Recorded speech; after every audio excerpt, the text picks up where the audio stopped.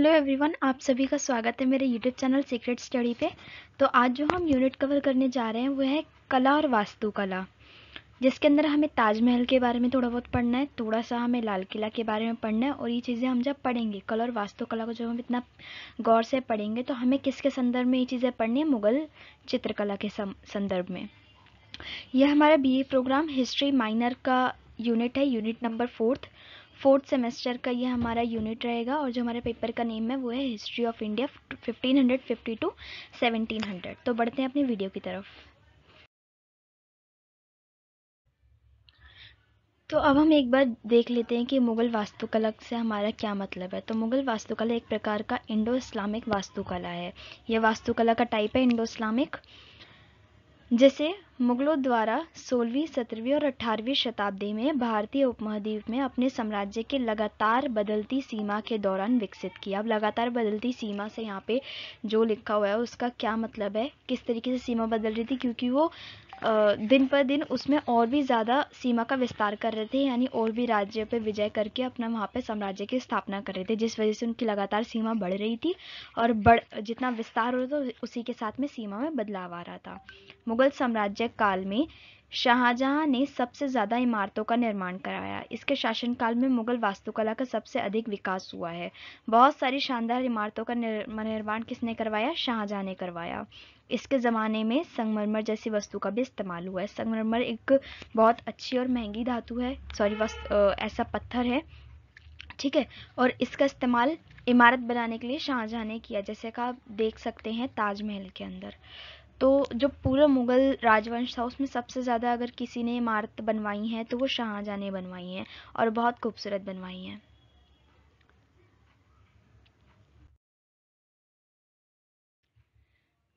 मुगल इमारतों में संरचना और चरित्र का एक समान पैटर्न होता है, जिसमें बड़े बल्बनुमा गुम्बद, कोने पे पतली मीनारें, विशाल हॉल, बड़े गुम्बददार प्रवेश और नाजुक अलकरण शामिल होता है। अलकरण का क्या मतलब होता है? सजावट, ठीक है। तो ये सारी चीज़ें आप देखेंगे तो आपको ताजमहल के अंदर भी मिल जाएगी, ठीक है। उसके अलावा लाल किला हो गया, लाल किले के साथ और भी बहुत सारी ऐसी इमारतें इन्होंने बनवाई हैं, ठीक है। आगरा किला भी हो गया, जहाँ पे जो गुम्बद क्या होता है? गुम्बद होता है जैसे कि ये उनकी मीनार हो गई, ठीक है। यहाँ सॉरी, ये उनका जो हो गया पूरा का पूरा इमारत हो गया, ठीक है। यहाँ पे चारों तरफ वो क्या करते हैं? पतली पतली जो मीनार होती है उसको खड़ा कर देते हैं, ठीक है। उसके अलावा अंदर एक बहुत बड़ा हॉल होता है, बहुत बड़ा, यहाँ पे प्रवेश द्वार बना देते हैं। और उसके अलावा ये क्या करते हैं? बड़े बल्बनुमा गुम्बद ऊपर लगाते हैं। बल्बनुमा गुम्बद कैसे होते हैं? वो इस टाइप से कुछ बनाते हैं ना वहाँ पे, जैसे आपने ताजमहल भी देखा होगा ऊपर, ये जो ऊपर वाला पार्ट होता है ना, इसको गुम्बद बोलते हैं। मुगल चित्रकला का विकास लगभग सभी मुगल शासकों द्वारा हुआ, मुख्यतः शाहजहां, जैसे मैंने आपको बताया भी, शाहजहां ने सबसे ज़्यादा इमारतों का निर्माण किया। मुगल चित्रकला का रूप फारसी और भारतीय शैली के मिश्रण के साथ विभिन्न सांस्कृतिक पहलुओं का जुड़ाव भी है।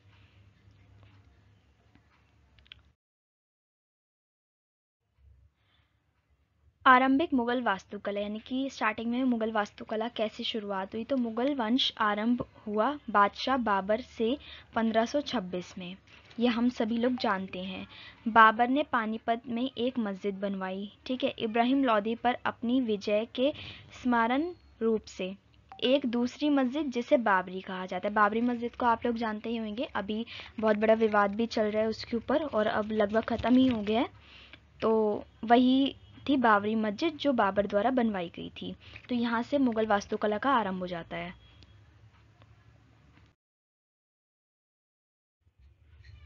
अब हम यहाँ पे देख लेंगे विशेषताएं कि मुगल जो वास्तुकला थी उसमें क्या विशेषताएं थी। सबसे पहले सफ़ेद संगमरमर का इस्तेमाल हुआ, ठीक है। लाल बलुआ पत्थर का इस्तेमाल हुआ। मुगल वास्तुकला के अंदर चारों तरफ से जो भव्य इमारतें होती थी वो खूबसूरत बगीचों से घिरी हुई होती थी। विशाल बड़ी बड़ी मस्जिदें बनाई गई जो कि बहुत लोकप्रिय रहीं। फारसी और अरबी से सुलेख शिलालेख लिखे गए, ठीक है, जिसमें कुरान की आयतें शामिल थीं। भव्य भवन तक बड़े प्रवेश द्वारों के की एक श्रृंखला के माध्यम से पहुंचा जाता था। यानी कि जो स्टार्टिंग कैसे होती थी इनकी, सबसे पहले यहाँ पे एक बड़ा द्वार होता था, ठीक है। यहाँ से प्रवेश करके एक लंबा रास्ता, चारों तरफ से बगीचे होते थे, और उसके बाद जो मेन इमारत होती थी वो आगे होती थी। तो उसी के बारे में यहाँ बताया गया कि जो मुख्य भवन होता था, वहाँ तक पहुँचने के लिए जो प्रवेश द्वार होता था बहुत बड़ा होता था, वहाँ से गुजरना पड़ता था। ठीक है, उसके बाद हम मुख्य भवन तक पहुंच पाते थे। तो ये भी इसकी एक विशेषता होगी कि इसका हमने बताया किस तरीके से इसका नक्शा था। सजावटी छतरियों का प्रयोग किया जाता था, यानी कि सजावटी रूप मतलब बहुत अच्छे से सजाया जाता था जो ऊपर की छत होती थी उसको। तो ये होगी इसकी विशेषताएं।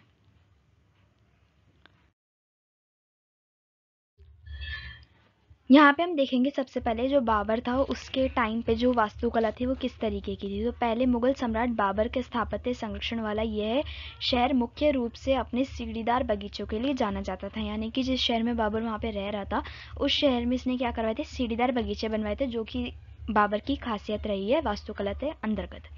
तो ये उद्यान अक्सर महलों और गढ़ों में स्थापित किए जाते थे। फारसी चार बाग यानी कि 4 उद्यान प्रकार पर बनाए गए थे, जिसमें उद्यानों को ज्यामितीय रूप से अलग अलग भूखंडों में विभाजित किया जाता था, आमतौर पर 4 समान भागों में। ज्यामितीय का क्या मतलब होता है, ज्यामितीय का मतलब होता है ज्योमेट्रिकली।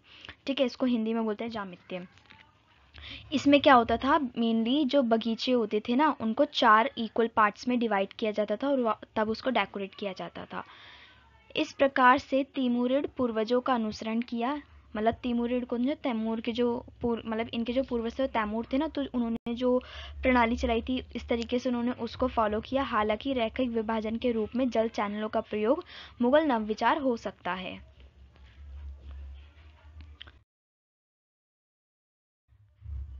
अब हम यहाँ पे देख लेंगे अकबर। अकबर के टाइम पे किस तरीके का जो वास्तुकला था वो रहा। बादशाह अकबर 1556 से 1605 में बहुत निर्माण करवाए एवं इसके काल में इस शैली ने खूब विकास किया। कौन सी, जो तिमुरिड शैली थी, यानी कि जो चारगाह वाली जो शैली थी ना जिसमें 4 इक्वल पार्ट्स में बगीचे को डिवाइड किया जाता था, वो वाली। गुजरात एवं अन्य शैलियों में मुस्लिम एवं हिंदू लक्षण, यहाँ पे मुस्लिम होगा, एवं हिंदू लक्षण इसके निर्माण में दिखाई देते हैं, यानी कि जो इसने शैलियों का निर्माण करवाया था, जिन्होंने इमारतें बनवाई थी ना, उसके अंतर्गत इन्हें हिंदू और मुस्लिम दोनों शैलियों का झलक हमें देखने को मिलती है। अकबर ने फतेहपुर सीकरी का शाही नगर 1569 में बसाया, जो कि आगरा से 26 मील पश्चिम में है, और वो भी बहुत ज़्यादा खूबसूरत इन्होंने बसाया है। मुगल में और बहुत ज़्यादा बड़ा भी है ये, इस वजह से जो मुगल के जो सम्राट थे अकबर, उनका एक बहुत खास निर्माण माना जाता है। मुगल ने प्रभावशाली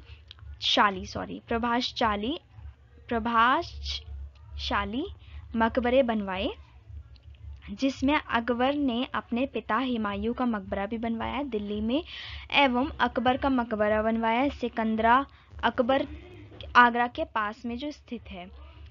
ठीक है, यह दोनों ही अपने आप में बेजोड़ हैं, यानी कि अकबर ने क्या करा, अपने पिता की याद में हुमायूं का मकबरा भी बनवाया और अपना मकबरा भी बनवाया। ये भी किसकी, जो अकबर था उसी की देन है ये दोनों मकबरे।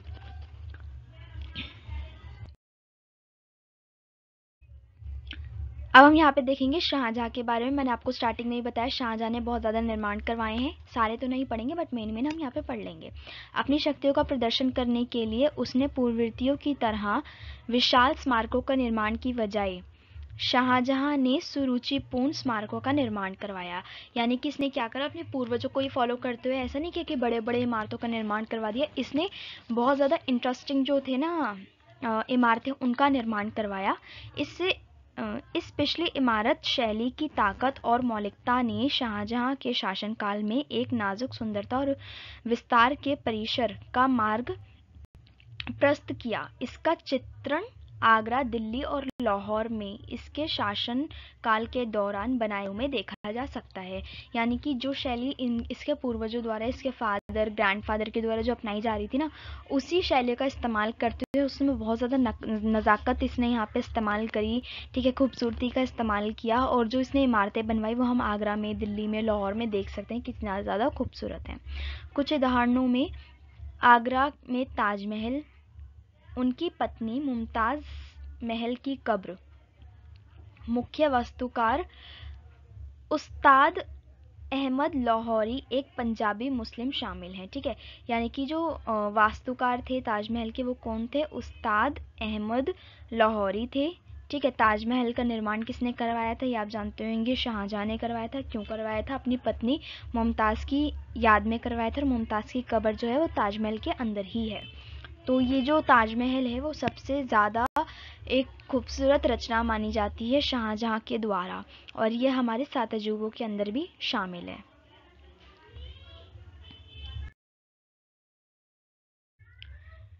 शाहजहां ने अपनी नई राजधानी शाहजहांबाद को अब पुरानी दिल्ली है वहाँ लाल किला भी बनवाया है।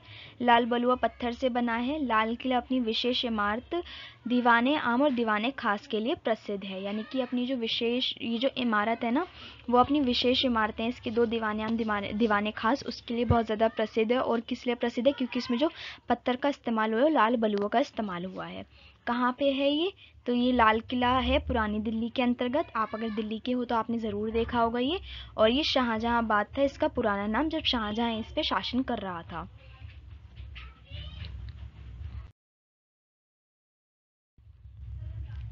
अब हम देख लेंगे ताजमहल के बारे में, क्योंकि ताजमहल हमारा एक इम्पॉर्टेंट टॉपिक है। ठीक है, हमने जो अभी तक पढ़ा वो भी हमें लिखना है इंट्रोडक्शन के साथ, उसके बाद हमें ताजमहल के बारे में भी ज़रूर लिखना है। तो ये एक विश्व धरोहर है, विश्व धरोहर स्थल है। ताजमहल का निर्माण 1632 और 1653 के बीच हुआ था। किसने करवाया था? शाहजहां ने करवाया था। क्यों करवाया था? अपनी पत्नी मुमताज़ की याद में करवाया था इसका निर्माण। इसके निर्माण में 22 साल लगे और 32 मिलियन रुपयों की लागत से 22,000 मजदूर और 1,000 हाथियों की आवश्यकता पड़ी इसको बनाने के लिए। तो देखिए, इतने पुराने टाइम में भी 32 मिलियन रुपए खर्च करना एक बहुत बड़ी बात थी अपने आप में। मतलब उस टाइम पे तो मतलब रुपए भी नहीं चलते थे कि 1 रुपया 2 रुपया, उससे भी छोटी इकाइयाँ चलती थी, जिसको बोलते हैं शायद पैसा बोलते हैं। हाँ, पैसा बोलते हैं, बट उसको कुछ और भी वर्ड्स बोलते हैं, वो मेरे दिमाग में नहीं आ रहे हैं उसको। वो खैर जो भी बोलते हैं आप लोगों को पता होगा। उस टाइम पे वो चलते थे। ठीक है, यानी 1 रुपया भी उस टाइम पे बहुत बड़ी चीज़ होती थी। तो सोचिए उस टाइम पे शाहजहां ने अपनी बीवी की याद में 32 मिलियन डॉलर खर्च किए थे, जिसमें 22,000 मजदूर, 10,000 हाथी लगे थे और 22 साल का टाइम लगा था। यह एक बड़ी सफ़ेद संगमरमर की रचना है जो एक चौकोर चबूतरे पर खड़ी है, और इसमें एक ईवान, अब ईवान क्या होता है? एक मेहराब के आकार की दीवार के साथ एक सहमित इमारत है। इसके शीर्ष पर एक बड़ा गुम्बद है। ठीक है, गुम्बद क्या होता है? गुम्बद यही वाला पार्ट होता है जो मैंने आपको पहले भी बताया था। तो देखिए, जिसने नहीं देखा है बता देती हूँ, ये ताजमहल है। वैसे सबको पता होगा ताजमहल यही है। कई लोगों ने, हम में से ऐसे होते हैं जिन्होंने आंखों से भी देखा हो, मैंने तो नहीं देखा है। तो यही है हमारा ताजमहल जिसके बारे में पढ़ना है।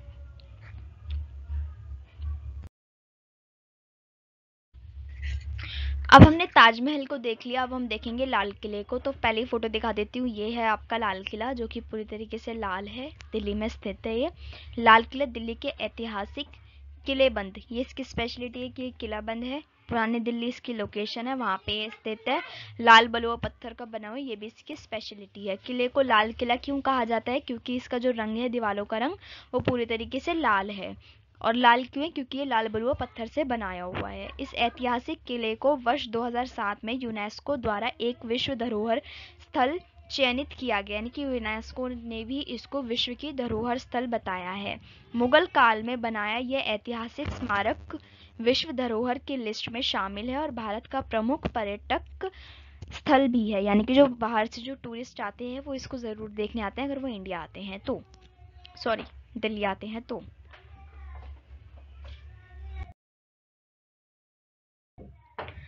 लाल किले के सौंदर्य, भव्य और आकर्षण को देखने के लिए दुनिया के कोने कोने से लोग आते हैं। इसकी सही शाही बनावट और अनूठी वास्तुकला की प्रशंसा करते हैं। तो विदेश से, देश भर से पूरे के पूरे लोग आते हैं जो इंडिया में रहते हैं बट दिल्ली में नहीं रहते, वहाँ से लोग आते हैं, दिल्ली के लोग देखते हैं। बाहर के जो पर्यटक आते हैं वो सब इसको दूर दूर से देखने आते हैं क्योंकि इतने ज़्यादा बड़ा, सुंदर और आकर्षक है। यह शाही किला मुगल बादशाह का न सिर्फ राजनीतिक केंद्र है बल्कि यह औपचारिक केंद्र भी हुआ करता था, जिस पर करीब 200 साल तक मुगल राजवंशों ने शासकों मुगल वंश के शासकों ने राज किया था। देश की जंगे आज़ादी की गवाह है ये लाल दीवारें। मुगल कालीन वास्तुकला सृजनात्मकता और सौंदर्य का अनुपम और अनूठा उदाहरण है।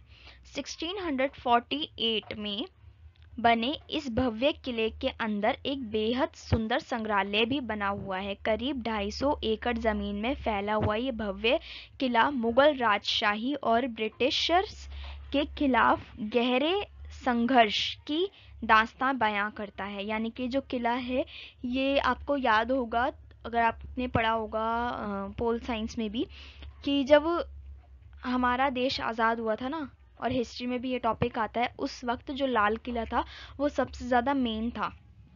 ठीक है, लाल किले में बहुत सारे ऐसे मतलब प्लानिंग्स हुई थी। ठीक है, बहुत सारे धरने ऐसे हुए थे, तो लाल किला पूरा का पूरा एक तरीके से गवाह है उस दास्तान को बयां करने के लिए जिस वक्त जंगे आज़ादी चल रही थी। वहीं भारत का राष्ट्र गौरव माना जाने वाला ये लाल किला इतिहास में बेहद दिलचस्प भी है।